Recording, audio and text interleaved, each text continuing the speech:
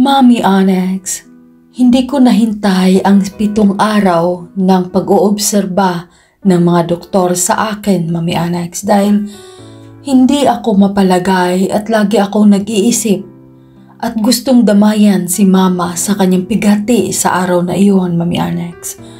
Kaya agad ako nagpa-discharge sa doktor at salamat sa Diyos dahil pinayagan naman din niya ako agad. Kaya Joel, ngayong nandito na tayo sa loob ng sasakyan, okay ka lang ba? Wala ka bang ibang nararamdaman? Nag-alala kasi ako kasi bigla kang nagpa-discharge sa hospital. Ang inalala ko lang baka hindi ka pa okay. Kung meron kang ibang nararamdaman, sabihan mo ako ha, para maagapan agad natin. Okay lang ako. Kailangan ko talagang makita ang ama ko. Sa huling pagkakataon, kailangan kong damayan si Mama. Dahil alam kong hindi niya makakaya ito. Malapit na tayo. Kailangan ko lang talaga magpakatatag at salamat ha. Salamat na nandyan ka. Walang anuman. Basta lagi mong tandaan, ha? Nandito lang ako. Mahal na mahal kita. Nakita ko na ang chapel kung saan nakaburol ang katawan ni Papa. Manong, Sir? sa gilid mo lang kami ihinto. Wag sa harapan ng chapel. Maraming salamat. Babe, huwag kang gagalaw dyan ha. Pagbuksan kita. Para hindi ka masyadong gumamit ng iyong lakas. Sandali lang.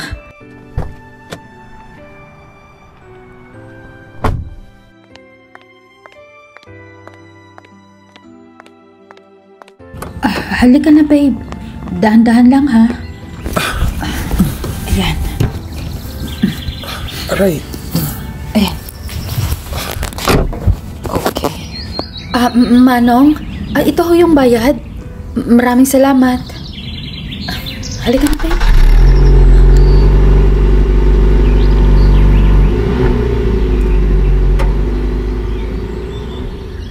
Babe, okay ka lang ba?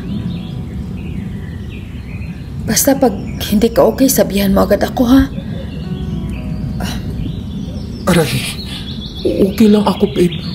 Huwag kang mag-alala sa akin.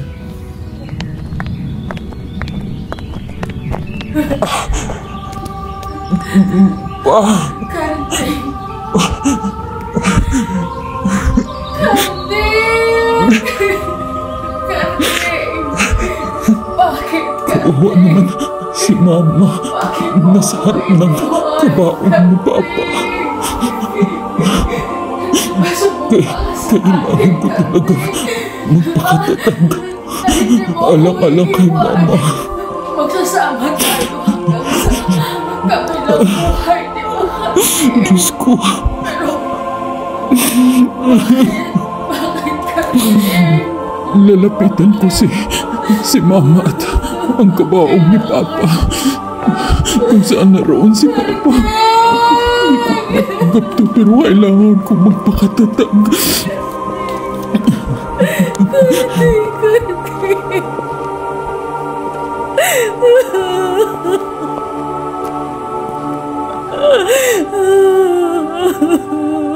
Kardeng.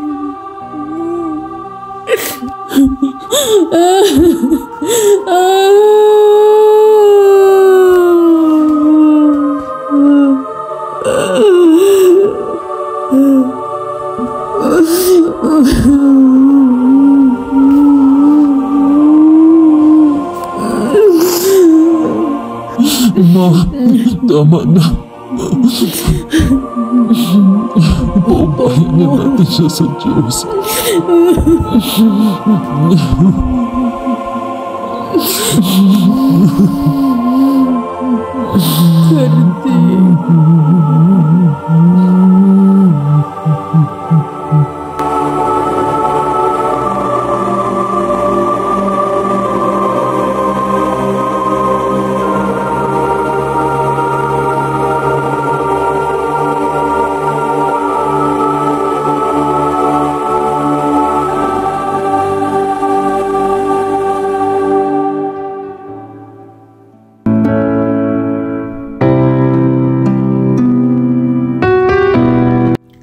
Anak, gising ka na pala. May practice ba kayo ng marching mamaya? Anak, pasensya na. Hindi ako nagising ng maaga. Sumakit yung ulo ko kagabi. Pero huwag kang mag-alala, bigyan na lang kita ng pera para pambili mo ng pang-lunch mo sa eskwelahan. Total, magpa-practice naman na kayo ng marcha para sa graduation nyo sa susunod na araw. Konting tiis na lang, anak. Gagraduate ka na ng high school. Ano bang plano mo? Saan mo ba gusto mag-aral ng kolehiyo, ha? Ma, huwag ko kayo mag-alala. May tira pa naman ako ditong pera. At saka nagkapag-ipon ako sa bawat bigay mo sa akin ng baon ko. Okay ka lang ba, ma? Gusto mo bang hindi mo na ako papasok sa eskwelahan ngayon? Mag-marcha lang naman kami. Magpa-practice lang kami ng graduation. Gusto mo bang samahan mo na kita dito? Ay, nako anak. Huwag kang mag-alala sa akin. Okay lang ako. Paminsan-minsan. Siyempre, mamimiss ko ang papa mo. 5 buwan nang nakalipas, pero para sa akin, para nandito lang din yung papa mo. Kaya ikaw mag-ingat ka, ha? Nawala na yung papa mo at hindi ko makakaya kung pati ikaw iiwan ako. Kaya sige anak, huwag kang mag-alala sa akin. Intindihin mo ang iyong pag-aaral at yung mga gawain mo sa eskwelahan. Makasurvive din ako sa sakit ng ulo na ito. Kaya huwag kang mag-alala. At saka, papasok ako sa tindahan mamaya. Yun lang na lang ang yung bukod tanging naiwan na pamana ng papa mo sa akin. Yung sinimulan niyang negosyong tindahan. Kailangan ko yung alagaan. Yun na lang ang naiwan niyang alaala. Ay, nako anak. Sige na. Kumain ka na. Baka ka pa mahuli sa eskwelahan. Sige na anak, halika. Uminom ka na ng gatas mo at kainin mo na itong niluto kong tortilyadong itlog at mayroong bread dyan. Sige anak ha, may gagawin lang ako sa loob at kapag aalis ka, katukin mo lang ako sa kwarto. Pag hindi ako nagsasalita at tulog ako kasi wala talaga akong tulog kagabi sa sobrang sakit ng ulo ko. Siguro sa isip ko sa papa mo pero huwag kang mag-alala. Ganun talaga. Normal lang iyan. Sige ha, anak. Sige, kumain ka dyan. Kawawa naman si mama. Huwag kang mag-alala, ma. Akong bahala sa iyo. Hindi kita pababayaan. Igagapang kita, ma. Gaya ng ginawa ni Papa. Sinuportahan ka't minamahal. Yun din ang gagawin ko. Pangako. Pangako, ma.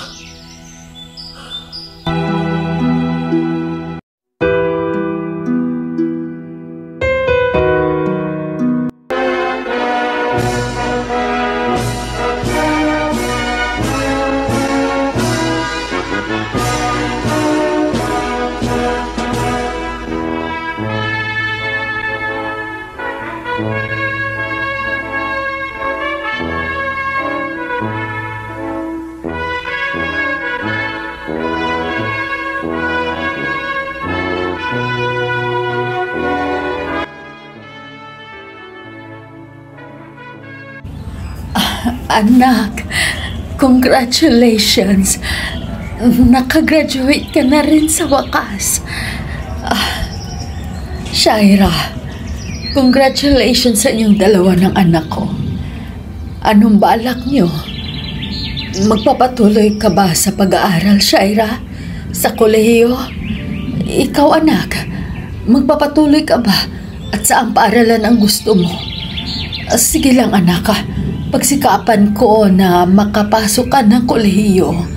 Mas maganda talaga na may natapos ng kurso at hindi ka mapipirig o maunahan o mabubuli pagdating ng panahon. Kailangan kasi sa trabaho ang may natapos na degree. Pagsikapan ko, anak. Alam ko kung buhay lang sana ang papa mo. Alam ko, anak, na proud siya sa iyo. At nagpapasalamat ako sa Diyos dahil binigyan niya ako ng anak na katulad mo, Joel, na napakabait, napakaalalahanin at napakasipag na bata. Ma, nakakaantig naman ng puso ang mga sinasabi mo. Ikaw kasi ang inspirasyon ko, ma. Si Shaira, lalo na si Papa. Kaya, proud ako na ikaw ang naging mama ko at si Papa ang naging papa ko. Dahil sa inyo ko naman ang katalinuhan, kasipagan, at syempre, ang kabaitan. Ay nako, Joel. Anak ko talaga. Shaira. Yes, tita. Saan ba yung mga magulang mo? Kung gusto nyo ay sumabay na lang kayo doon sa bahay. Merong konting salo-salo. Sabihan mo yung mama mo nang magkasabay tayo magselebrar. Ay, huwag na ho, tita. Sa sunod na lang. Kasi naghahanda din naman sila tatay at saka sila nanay. Nandoon na yung mga kapatid ko naghihintay sa bahay. Kung okay lang sa'yo, tita, Joel, Pangga, sa susunod na lang ha. Hindi kami makasabay sa inyo. Alam mo naman na nag-graduation ko rin. Pasensya na, tita, ha? Ay, okay lang. Congratulations ulit sa inyong dalawa. Thank you, ma. Tita.